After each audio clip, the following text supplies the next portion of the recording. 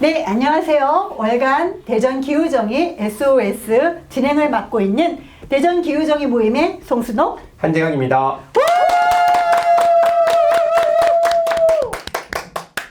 월간 대전기후정의 SOS는 한 달에 한 번씩 기후위기를 걱정하고 기후정의를 열망하는 많은 시민들을 찾아가는 인터넷 방송입니다. 월간 대전기후정의 SOS는 지구에서 동네까지 기후정의와 관련된 온갖 소식과 이야기를 전하고 있습니다. 네, 지난 2월 10차 방송을 녹화할 때는 여전히 내란 사태가 지속 중이었습니다. 그래서 한국 사회 운명이 어떻게 될지 불투명했습니다. 그러나 결국 헌법재판소는 윤석열을 탄핵했고요. 광장의 시민들이 승리를 했습니다. 하지만 결코 안심할 수 없는 일입니다. 극우 세력이 결집하고 확산하고 있으며 국민의힘은 더욱 극우 정당화되고 있죠. 그리고 민주당도 중도 보수라고 스스로 말할 정도로 운동장은 오른쪽으로 기울어졌습니다. 민주당 정권이 들어선다고 해서 기후정의 과제가 자동적으로 해결될 것이다 이렇게 기대하기는 더 어려워진 것은 분명해 보입니다. 우리는 무엇을 해야 할까요? 이 질문을 품은 채 이제 방송을 시작해 보겠습니다. 계속 박수만 쳐? 네, 우선 이 방송의 하이라이트 토크쇼 박수만 치는 게 아니고요. 토크쇼를 합니다. 지금 바로 와! 이게 하이라이트예요? 네, 하이라이트입니다. 내가 보니까 아닌 것 같은데. 잘하셔야 됩니다. 하이라이트예요. 기후정의가 뭐래? 코너부터 시작할 텐데요. 이번 달에는 참 말이 많은 분을 초대했어요. 이 많은 분을 초대해서 대전의 3대 하천 생태 파괴라는 주제로 이야기를 나눠보려고 합니다. 그 말이 많은 게 할 말이 많기 때문이에요. 네. 현장에 직접 있다면 얼마나 할 말이 많겠습니까? 맞습니다. 네. 자, 대전환경운동연합의 이경호 처장님을 초대합니다. 네, 반갑습니다. 반갑습니다. 더해. 네, 오늘 좀 반갑습니다. 예. 본인 소개부터 잠시 부탁드리겠습니다. 저는 대전 환경운동연합이라고 하는 단체에서 상근하고 있고요. 사무처장으로 일하고 있습니다. 한 20년 정도 일했고, 대전에 뭐 거의 유일미라는 활동가라고 보시면 되십니다. 그렇군요. 네. 네. 좀 뭐 핸섬하고 차도남 약간 그런 느낌으로 살아가고 있거든요. 네. 차도남을 네. 상당히 바라고 있지만 접근이 좀 잘 안 되고 있는 분이시고요. 누가요? 누가 저는- 하시는 분 굉장히 이렇게 가까이서 반가운 분을 또 이렇게 모시고 하니까 너무 좋네요. 예. 진행해주세요. 근데 이게 보니까 여기 내 방송이 안 나가는 이유를 알겠어. 너무 갑자기 좀 자기적이야. 네. 멘트 자체가 자기적이고 자세 자체도 자기적이에요. 평상시대로 네, 하시면 오늘 참 좀 편하게 하셔야 될 것 같아. 내가 오늘 보니까. 이 진행이 힘듭니다만 한번 계속 진행하겠습니다. 자, 네, 얘기하세요. 첫 번째 네. 질문을 한번 드려볼게요. 대전시가 30년 만에 가장 큰 대규모 하천 네네. 준설 강행하고 있죠. 그 탓인지 대전시 곳곳의 하천들이 파헤쳐진 것들을 많이 네네네. 시민들이 보고 이게 무슨 일인가 걱정하시는 분들이 많은데요. 대체 무슨 일이 일어나고 있는지 한번 설명을 좀 부탁드립니다. 뭐 사실은 3대 하천 같은 경우는 지금 난리가 난 거죠. 그 준설이라고 하는 개념으로 적응을 하고 있는데, 준설이라고 하는 게 뭐냐면 하천의 흙을 퍼내서 하천 밖으로 빼내는 걸 준설이라고 합니다. 이렇게 걷어내는 작업들을 하는 건데, 그 한 30년 동안 안 하셨다고 말씀하셨는데 진짜로 30년 동안 거의 안 했어요. 그 준설이라고 하는 거. 그 전에는 굉장히 많이 했습니다. 매 겨울마다 준설하다가 한 30년 전부터 안 했는데, 작년부터 다시 대규모 준설을 시작했습니다. 작년에 한 42억 정도 들여서 17개 정도 지점을 준설을 했고, 올해는 그거보다 훨씬 더 많게 총 90억이 들어가. 네, 그래가지고 190억이네요. 190억. 190억이 190억? 네, 190억을 170억 1차 투여했고 20억을 추가로 한다고 해서 190억을 들여서 20개 지점을 준설했고요. 준설 양도 엄청나게 그냥 흙을 다 퍼내고 반듯하게 만든다 이렇게 보시면 될 것 같고, 그러면서 뭐 안에 생태 파괴라든지 뭐 이런 게 일어날 텐데, 사실은 준설하는 이유나 원인이라도 좀 제대로 분석을 했으면 뭐 필요하다 하면 해야죠. 저는 그렇게 생각해요. 필요하다면 해야 되는데 그런 게 전혀 안 된 채 돈을 쓰고 있다 이렇게 보시면 될 것 같습니다. 네, 돈을 그렇게 어마어마하게 들여서 네. 하천에 이렇게 바닥을 퍼내는 거잖아요. 네. 그러면 이제 사실은 하천에는 물만 흐르는 게 아니라 그 숱한 생명들이 깃들여 살고 있잖아요. 네. 그걸 이렇게 다 퍼내면 그곳에 깃들어 있던 생명들은 어떻게 되는 건가요? 이렇게 준설을 해도 안 괜찮죠. 전혀 괜찮지 않습니다. 시기 자체도 좀 애매한 시기예요. 그러니까 물살이들이라고 네. 녹색연합은 하시던데 저희는 흔히 이제 물고기죠. 물고기 산란철이거든요. 지금이 그 번식하는 산란 시기 때 준설하는 시기가 시기 자체가 그렇습니다. 보통 예전에 과거에 준설할 때는 보통 겨울에 많이 했어요. 그러니까 11월부터 12월 때 이제 새들만 있을 때, 물고기들은 이제 잠자고 쉴 때, 그리고 어디에 은둔해 있을 때 이렇게 했는데 지금은 봄에 하는 거라서 대규모 준설 시기랑 산란 시기 겹칩니다. 이게 바위돌이나 아니면 적당한 뭐 다슬기라든지 이런 데 산란을 해야 되는데 산란을 못하면 그의 농사가 망치는 거죠. 한 해 농사 망치는 게 끝나는 게 아니라 이게 연쇄적으로 반응이 일어날 거거든요. 근데 그 양이 또 너무 대단합니다. 그러니까 전체를 다 해버렸어요. 삼대하천 전체. 삼대하천이 누군지 뭔지도 잘 모르. 대전천, 유등천, 갑천 요게 삼대하천 전체 전구역을 다 하고 있다. 그럼 그 안에 사는 물살이들은 거의 뭐 번식은 올해는 글렀다. 이렇게 보시는 게 맞고 또 하나는 대전시가 기대종으로 지정한 종이 있습니다. 물고기 중에. 대전시 기대종이 뭐 있는지 아세요? 송 대표님 아실 것 같아가지고. 갑자기 기억이 안 나는데. 하늘다람쥐. 그렇죠. 하늘다람쥐. 미호종계. 미호종계 아닙니다. 네. 이끼도롱요. 네. 그 물살이 중에 하나는 감돌고기예요. 감돌고기 멸종위종이고 천연기념물인데 그 유등천의 특정 지역에만 살아요. 특정 지역에만. 근데 그 지역 바로 하루도 준설했어요. 그러니까 자기네들이 보호하겠다고 지정해놓고 거기도 준설해버리는 그런 것들을 이제 대전시가 하고 있는 거죠. 근데 저는 말씀드리고 싶은 건 원인 분석이 하나도 안 된 상태에서 이게 준설하고 있는 거예요. 네. 저도 그 질문 좀 해보려고 하는데 네. 준설을 하면 준설을 사업을 하는 이유가 있어야 되잖아요. 네, 맞습니다. 네. 근데 그냥 듣기에는 뭐 기후위기를 막기 네네. 위해서 네. 홍수가 나니까 네네네. 홍수를 예방하기 위해서 이렇게 하천을 뚝 뚫어야 된다. 네네. 그렇게 해서 준설했다. 뭐 이런 얘기도 들었는데 네. 맞나요? 어떤 이유가 뭔지 뭐라고 밝히는지 좀 얘기를 그러니까 해주시죠. 표면적인 이유는 그게 맞습니다. 그러니까 준설을 해가지고 통수 단면이라고 그래요. 이렇게 하천을 단면으로 잘랐을 때 그 뭐 수학 시간에 면적 계산하잖아요. 그 면적이 줄어들지 않게 하겠다. 그걸 늘려서 빠르게 유수를 흐르게 소통하겠다. 이 원인 이게 이제 이유고 작년에 유등교 침하가 하나 있었고 일부 서남부 트리플시티의 지하주차장이 물에 침수되는 사고가 있었어요. 이제 그런 홍수가 나니까 그걸 예방하겠다라고 하는 이유로 준설을 하는데 제가 원인 분석이 안 됐다는 건 그 홍수가 정말 그러면 하천에 그 흙하고 토사 때문에 났느냐라고 하는 원인 분석이 우선 기본적으로 돼야 되는 그게 거예요. 명확치 않다. 명확치 않아요. 그리고 또 준설하면 그 효과가 있느냐라고 하는 것도 명확치 않습니다. 그러니까 대전시가 그 홍수가 나는 이유는 되게 여러 가지가 있는데 그 알 그대로 통수 단면이 하나의 원인일 수도 있고 도시의 물 순환 구조 가 어떻게 흘러가느냐, 특정 지점에 뭐 몰리거나 침수되게 설계되어 있진 않는지 뭐 여러 가지, 그리고 비의 양도 있을 거고 여러 가지 검토를 해봐야 되는데 그런 검토가 하나도 안 됐어요. 실제로 작년에 온 비를 계산해 보면 하천 뚝이라고 하는 게 200년에 견딜 수 있게 설계되어 있거든요. 근데 작년에 온 비의 양은 30년밖에 안 됩니다. 그 비의 양이 엄청나게 많이 와서 하천이 넘치거나 범람하거나 이런 게 아니에요. 그리고 실제 유수양이라고 하는데 통수 단면이라고 아까 그 면적 계산한 거 있잖아요. 면적의 속도를 계산해 가지고 하천이 수용할 수 있는 통수량도 계산해 놓은 게 있어요. 그게 200년 빈도가 한 3000 CMS 정도 되는데 작년에 1200 CMS밖에 안 통과했어요. 그러니까 그러니까 유수량이나 홍수량 이걸로 가지고는 준설할 근거가 되지 못하는 거예요. 그런데도 불구하고 준설을 하겠다는 거고 또 하나는 준설이라고 하는 게 진짜 통수단면 확보해가지고 예방할 수 있느냐 이거에 대해서는 학계에서는 여러 가지 설들이 있습니다. 그러니까 예방이 된다라고 하는 분들도 계시고 예방이 되지 않는다라고 하는 분들도 계신데 예방이 안 되는 것으로 최근에는 더 많이 가고 있어요.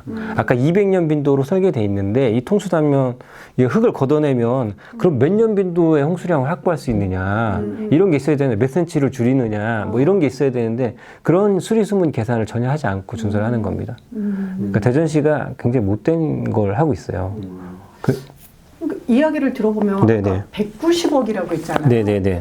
190억이라고 하는 어마어마한 돈을 들여서 준설을 함에도 사실은 홍수 예방에 대한 어떤 수치나 뭐 이런 것 근거도 전혀 없고 또 이렇게 돈을 들이면 뭐 하천 생태계라도 좋아져야 되는데 그것도 아니고 그러니까 이 190억이란 돈을 들여서 어떤 좋아지는 것도 없으면 이거는 실패한 사업 아닌가요? 준설은 그래서 30년 동안 하지 않은 거예요. 예전에 이제 90년대까지는 준설했던 이유는 그렇게 하면 홍수가 예방된다고 생각했었어요. 그래서 준설을 계속 그 겨울철마다 이렇게 했었는데 막상 그 뭐 여러 가지 자연 환경이라든지 그다음에 하천이 영양 분석 이런 것들을 해보니까 이 그 준설한다고 홍수가 예방되지 않는구나. 오히려 그걸 생태 환경으로 놔두는 게 훨씬 좋겠다라고 판단이 서서 그동안 준설을 해오지 않았던 거예요. 그게 맞았어요. 실제로. 그런데도 불구하고 이번에 하는 건 이제 저는 뭐 정치적인 문제가 하나 있을 거고 이렇게 그 관행적으로 하는 게 있어요. 예전에 이제 준설에 익숙했던 공무원, 나이 드신 공무원들이 준설하면 괜찮지 않냐 이렇게 판단을 하는 거죠. 그리고 비가 와서 일부 물이 넘쳤으니까 뭐라도 보여줘야 돼. 약간 이런 강박관이 있는데 실제 그런 걸 해결할 수 없습니다. 그러니까 기후위기라고 하는 게 사실 비의 패턴이나 이런 게 많이 바뀌었잖아요. 거기에 맞춰서 도시의 전체적인 그림을 그려야 되거든요. 물의 그림. 비 오면 물의 그림이 어떻게 그려지는지를 그리고 그 안에서 우리가 어떻게 해야 되는지를 판단해야 되는 거예요. 우리가 적응해야 될 부분도 있고 예방해야 될 부분도 분명히 있을 텐데 이런 거에 대한 논의 아무것도 없이 옛날에 그냥 30년에 하는 걸 그냥 들고 와가지고 이거 하면 괜찮아요 이렇게 얘기하는데 이거 그 시민들한테 가스라이팅 하는 겁니다. 실제 그런 효과는 없는데 왜냐하면 작년에 그 42억 준설을 했다 그랬잖아요. 그 42억 들여서 준설을 한 게 거의 30년 만에 처음 굉장히 대규모로 준설한 거예요. 그러니까요. 근데 그 이듬해에 이미 물이 넘쳤잖아요. 그럼 준설이 예방 효과가 없다라고 하는 게 입증됐다. 저희는 이렇게 보는데 대전시는 전혀 다르게 생각하죠. 그렇게 그나마 준설을 해서 이 정도로 그쳤어. 이렇게 판단하는 거예요. 웃긴 거예요. 아니 그 30년 동안 안 했다가 지금 했는데 그 해 준설하고 나서도 넘쳤어요. 그러면 여기서 재고를 해야 되는데 재고를 해야죠. 재고하지 않는 게 이제 문제인 거예요. 네. 상당히 정리를 잘 하시네요. 네네네. 그런데 근데 고민은 일단 어쨌든 그건 그런 것 같습니다. 근데 사람들한테 또 막연하게 이런 게 있잖아요. 기후 위기가 심해지니까 비도 많이 오니까 뭐라도 대비를 해야 되고 그러니까 준설이라도 해야 되는 거 아니야라고 하는 또 막연한 기대야 그런 환경에 공감을 하는 것도 있는 것 같은데 근데 우리가 좀 다른 방식을 고민해봤나 했잖아요. 그때 그렇다면 준설이라는 방법 외에 다른 방식의 기후위기를 대응하는 다른 방식은 뭐가 있을까? 어떤 얘기가 좀 있을 수 있을까요? 그 여러 가지 뭐 방법들이 있는데 대표적인 건 이제 하천에 대해서 평가를 다시 하는 거예요.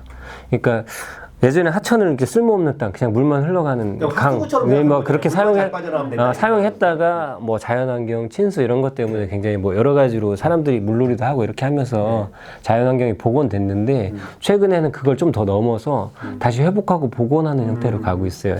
그 과학 시간에 아마 배우셨을 텐데 옛날에 하천은 사행한다 이렇게 왔다 갔다 하고 자연 제방이 만들어지고 배후습지가 있고 뒤에 본제봉이 있다 이렇게 배우셨을 거예요. 근데 지금의 하천 모습은 이 배후습지 중간에 제방을 만들어 놓은 거거든요.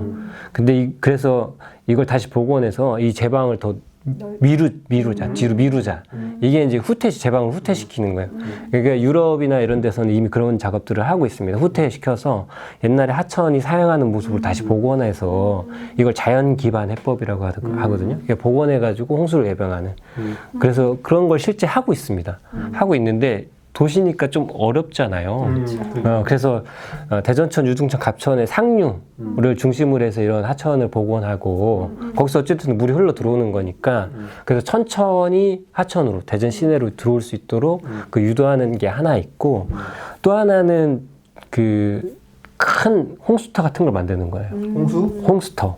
유수지라고 하기도 하고, 물이 넘쳐흘러서 네, 홍수터라고 하기도 하는데 하천 밖에 물을 담아두는 공간. 그래서 평상시에는 뭐 공원이나 뭐 여러 가지로 쓰다가 이제 비가 넘치게 되면 글로 이렇게 하는 그런 구조들을 만들어가는 거죠. 대전에 대표적으로 만들 군데가 있습니다. 여러 군데가 있어요. 그러니까 하나 예를 들면 이제 지금의 서남부 호수공원 같은데, 거기 갑천 바로 옆이거든요. 그래서 갑천에 물이 채우면 글로 넘치게 하면 되잖아요. 아파트로 넘치지 않게 하고 공원으로 넘치게 하면 되거든요. 이게 어렵지 않습니다. 제방 한 50cm 정도 이렇게 그냥 고기만 낮추면 돼요. 한 100m나 50m 구간을 살짝 이렇게 낮춰서 제방을 설계하면 거기 넘치면 글로 들어가게 그렇게 하면 되는데, 그런 공간들이 여러 군데를 할 수 있어요. 이거는 이제 안전하게 이제 호수공원 같은 경우 만들 수 있는 공간이고, 예를 들면 탐립동 같은 경우에 이 농경지가 있거든요. 근데 평상시에 농경지로 이렇게 쓰다가 그분들한테 사전에 협의를 하는 거죠. 비가 와서 넘치게 되면 여기로 물이 넘칠 테니까 그 피해를 적당하게 보상하겠다. 걱정하지 마셔라. 그렇게 하고 거기 유수지로 쓰는 거예요. 이제 그런 방법들을 택하는 거죠. 홍수가 안 나면 그냥 농사 짓는 거고, 홍수가 나면 농사 짓는 것의 피해를 빨리 복구할 수 있게 회복하는. 그러니까 그런 구조적인 대책들을 여러 가지 고민해야 되고요. 가장 근본적인 건 사실 아까 물 지도를 그려야 된다고 그랬잖아요. 물이 어떻게 흘러가고 어디가 침수되고 이렇게 할 거를 미리 예측을 해야 돼요. 근데 잘 모르시겠지만 대전시는 이미 그런 걸 다 해놨습니다. 지도가 있어요? 다 해놨어요. 잘 모르시겠지만 사용을 안 하고 200년 빈도가 되면 뭐 어디가 잠기고 100년 빈도가 되면 어디가 잠기는지 다 이미 다 설계가 돼 있어요.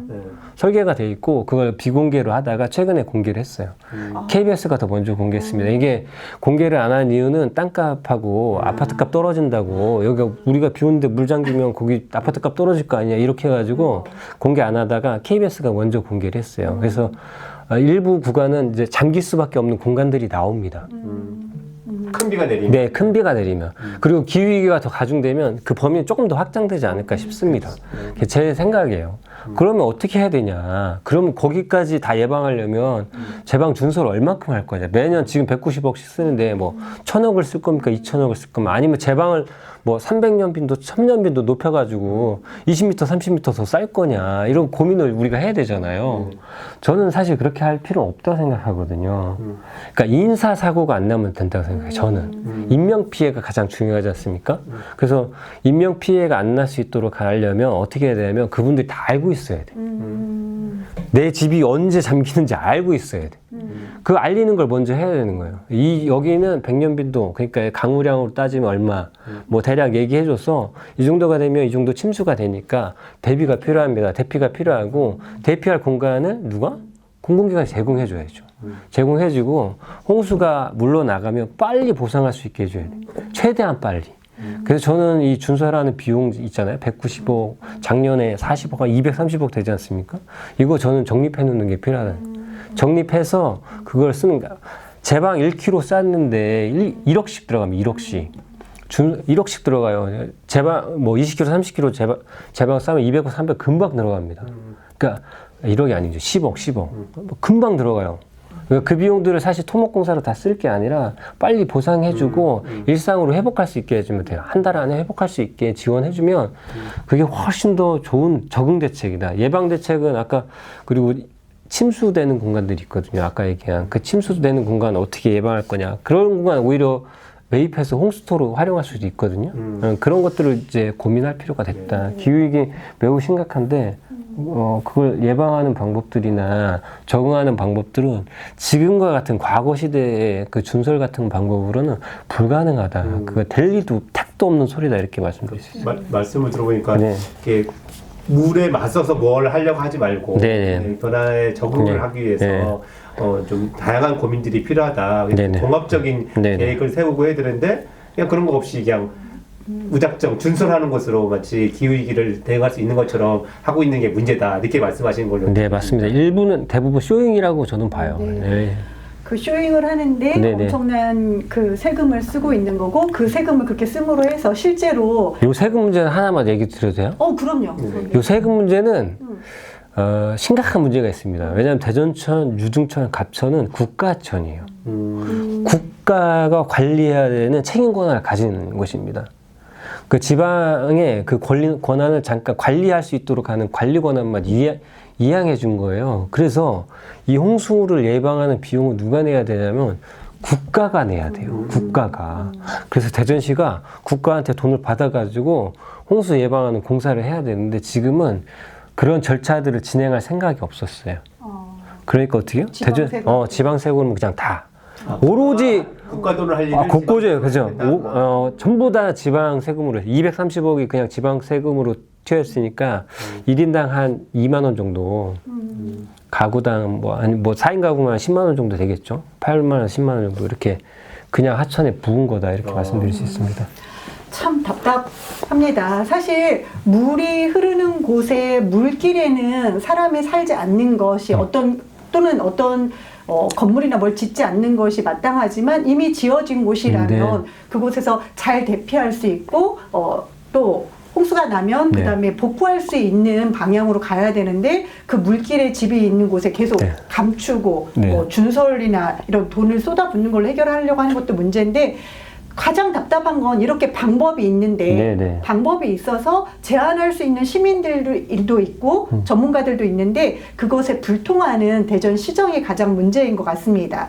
시민들이 계속 비판하고 있고 오늘도 저희 기자회견도 했잖아요. 그러고 있음에도 귀를 닫고 있는 이장우 시장 자체가 좀 문제인 건데요. 하천 준설뿐만 아니라 보문산 케이블 벌써 마무리하는 거예요?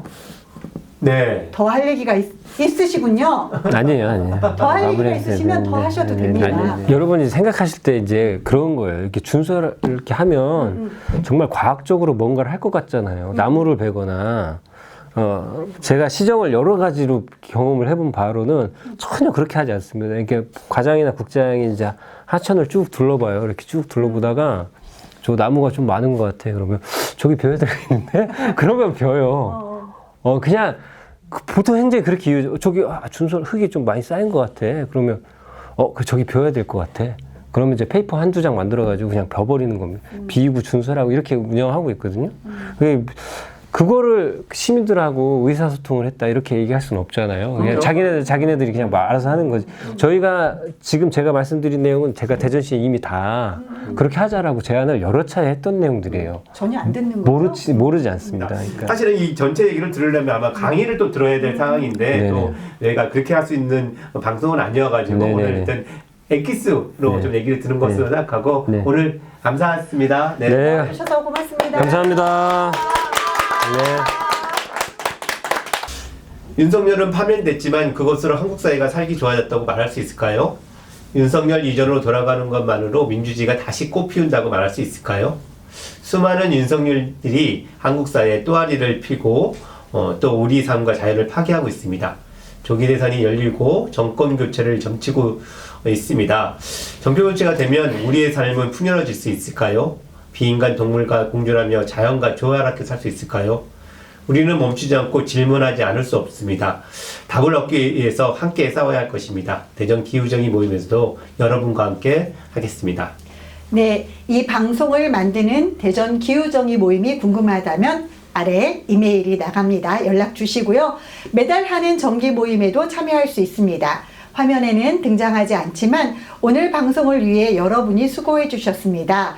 방송 대본 작업과 방송 연출을 맡아주신 대전 기후정의 모임의 건윤, 그리고 방송 장비 준비와 편집을 맡아주신 탄소 잡는 채식생활 네트워크의 오민우님, 녹화 장소와 각종 장비를 빌려주시고 도와주시는 대전 아트시네마에게도 감사 인사를 드립니다.